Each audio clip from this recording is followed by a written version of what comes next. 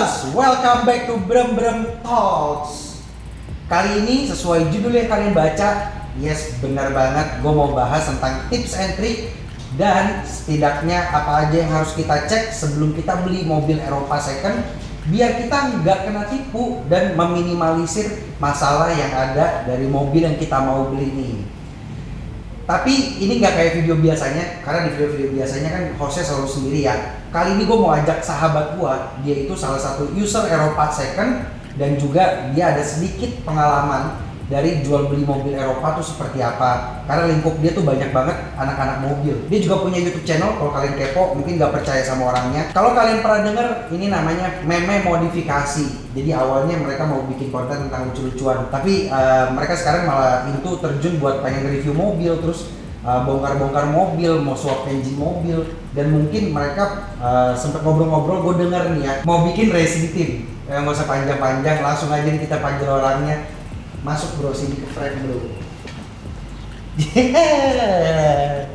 Nah ini nih orangnya, namanya si Lutfi. So oke Bremar, sebelum kita bahas lebih lanjut, apalagi sampai ke poin-poin dan pengalamannya yang lebih detail nanti nih, kita tanya dulu nih temen gua, dia tuh kehidupannya di dunia mobil Eropa tuh apa aja sih Lut yang pernah lo lakuin, sharing dikit lah sini. Gue udah sempat punya pengalaman pribadi sih 2 tahun lah ya, gue pakai mobil Eropa. Dan ada beberapa temen gue juga yang emang dari dulu udah main di mobil Eropa sih.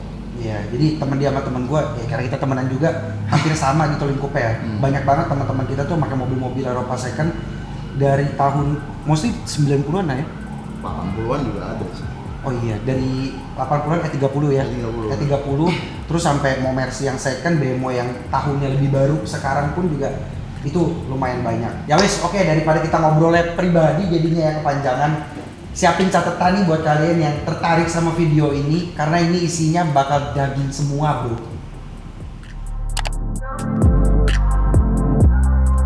Tapi kita disclaimer dulu. Yang pertama, video ini kita bikin cuma untuk sharing aja. Siapa tahu buat kalian yang masih ragu buat beli mobil Eropa second, jadi makin yakin buat beli mobil impian kalian karena nonton video ini. Yang kedua, setelah nonton video ini kalian jadi tahu tolak ukur atau setidaknya hal apa aja sih yang harus dicari tahu sebelum kita beli mobil Eropa second, baru maupun tua nih ya. Jadi biar kalian nggak tertipu cuma karena harganya yang murah-murah aja. Dan yang terakhir, yang ketiga, kita tidak menurunkan atau meningkatkan kredibilitas toko penjual mobil second manapun, tapi kita hanya untuk sharing aja karena sharing is caring ya bro. So oke Bremers, jadi di belakang gue nih udah ada BMW cakep yang sekiranya nanti bakal kita jadiin bahan peragaan sekiranya kalau kita mau cek apa aja sih yang harus kita cek. Dan ini mobil tuh jujur bagus banget, jadi cocok lah buat kalian lihat sepatutnya mobil second itu seperti apa sih. Sekarang kita ketemu sama yang punya dulu nih, teman gue yang tadi. Kita bahas dikit tentang mobil ini tuh mobil apa, tahun berapa, dan detailnya kayak gimana. Nah, so oke Lut, ini kan mobil lu baru sebulanan ya? Iya sebulan. Jujur ini gue ngeliat mobil lu ini cakep banget. Ini patut banget sih buat di-share ke para Bremers sekiranya apa sih yang harus mereka lihat dari mobil lu, dan jelasin sedikit gitu. Mobil lu ini mobil apa, tipe apa, gimana? Ini BMW tahun 2001 530i. Biasa orang nyebutnya E39 sih. Ya, iya. Untuk Kode-kode anak BMW iya, ya. kode-kode biasa lah. Biasa lah, anak mobil gitu. Ya paling yang harus lo lihat ya pertama apa sih, pasti cat nggak sih?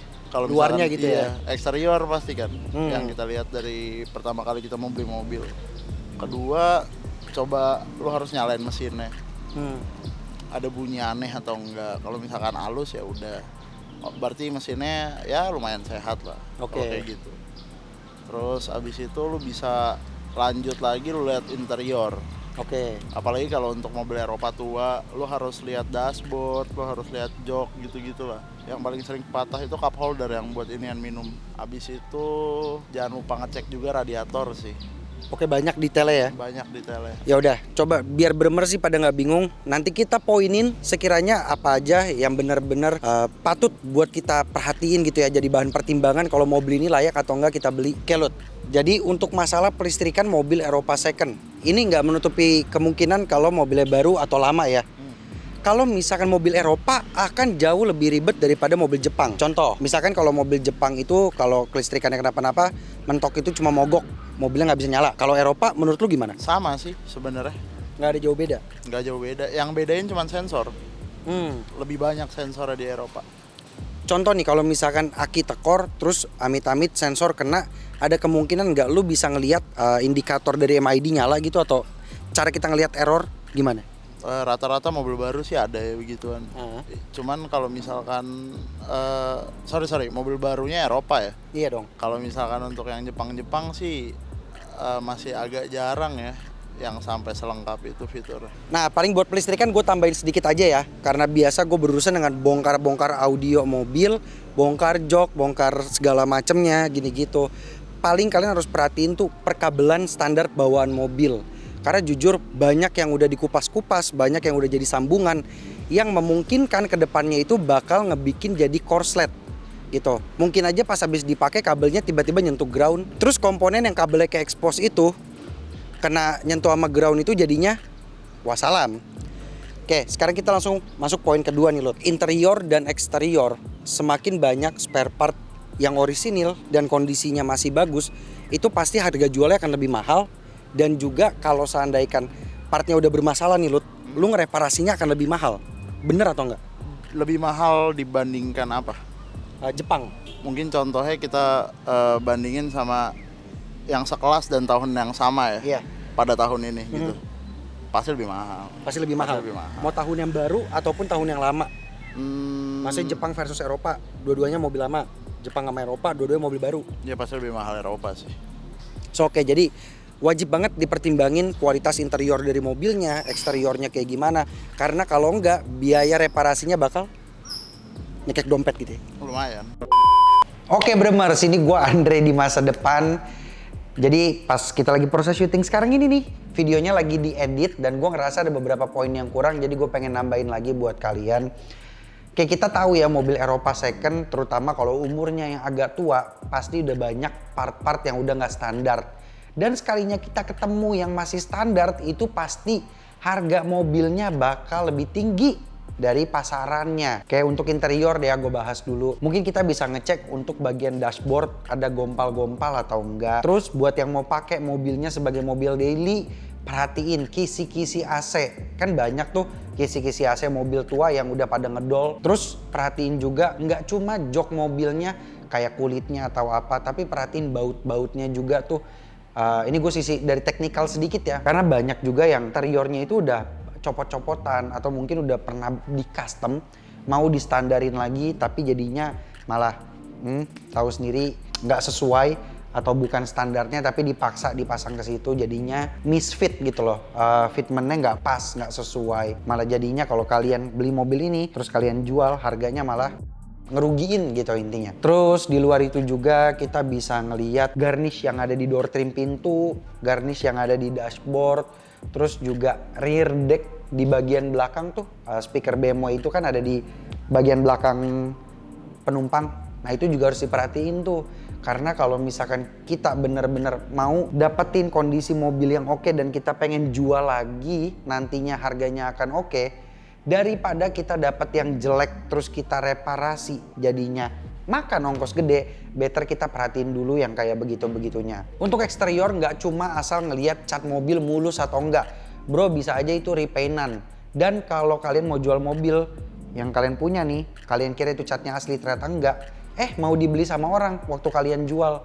Pembelinya ini tuh detail banget orangnya, bahkan sampai ngebawa alat tester cat yang bisa ngelihat tuh ketebalan cat. Oh ternyata dia tahu, oh bagian sini pernah ketabrak nih bro, atau pernah rusak, udah ada dempulan atau bekas cat ulang.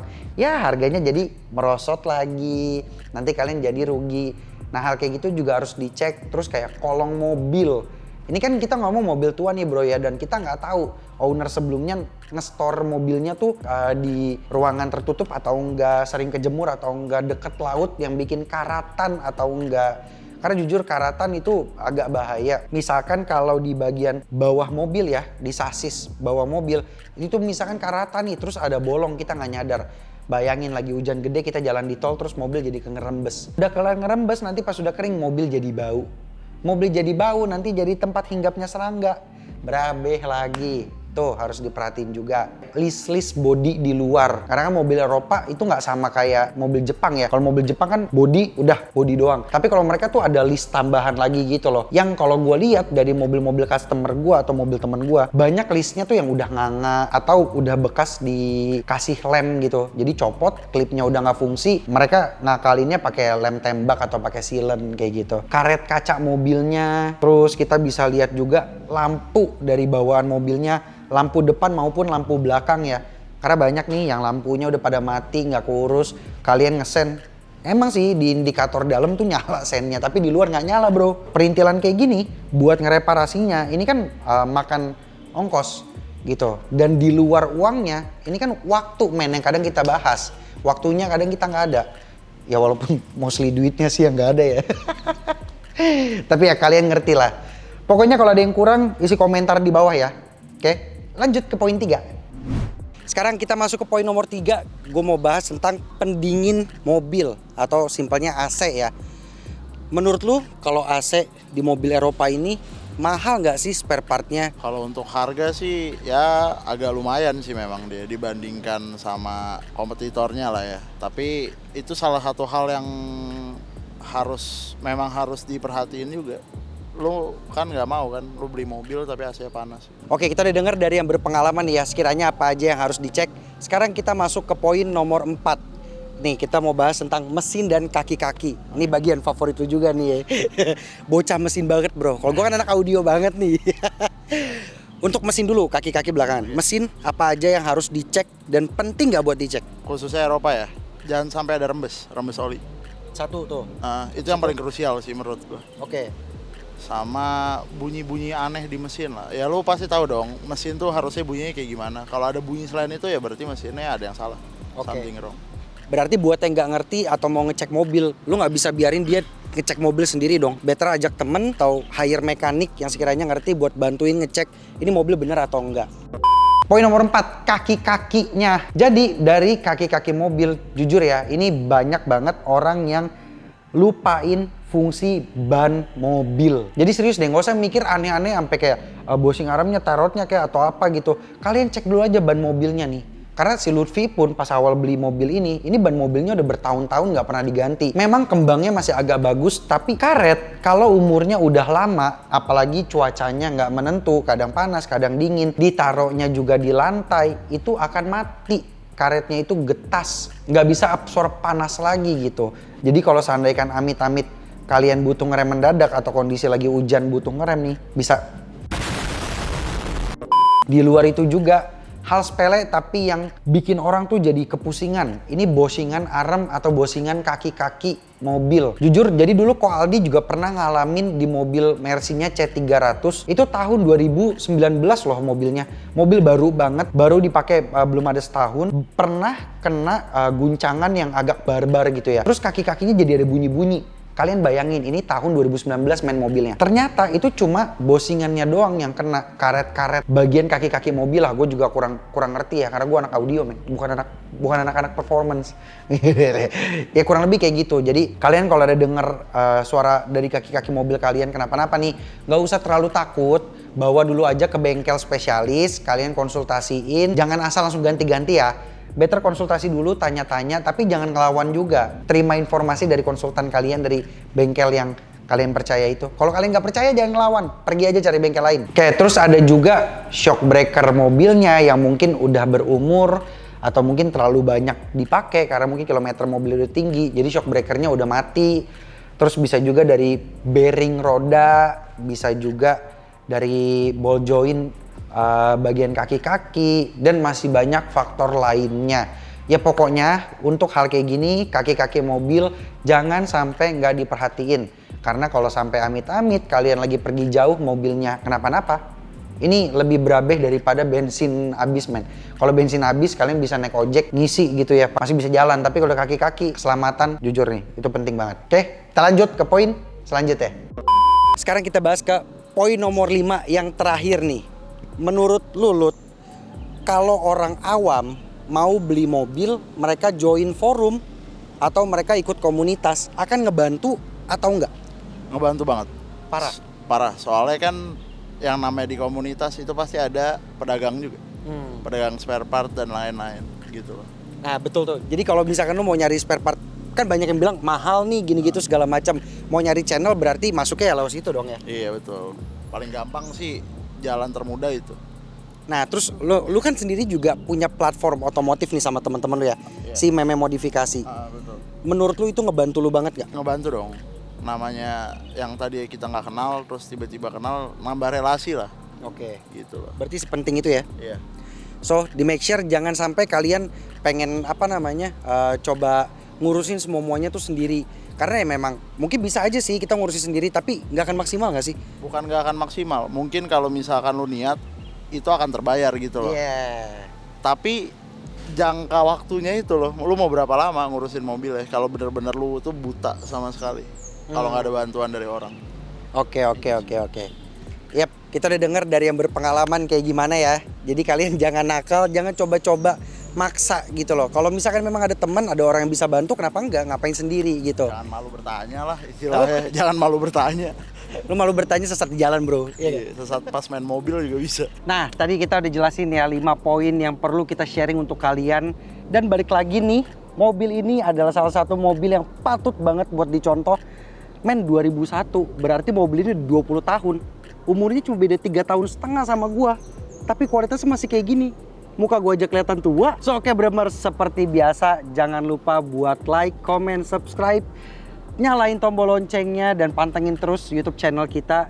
Dan kalau kalian masih ada pertanyaan yang sekiranya membingungkan gitu, ada yang kurang jelas, masuk ke kolom komentar, kita sharing sebanyak-banyaknya di sana. Sebisa mungkin dan sebenarnya udah pasti sih akan kita bales, akan kita jawab pertanyaan kalian. So oke Bremers, that's it video kali ini. Gua Andre undur diri, see you on the next video.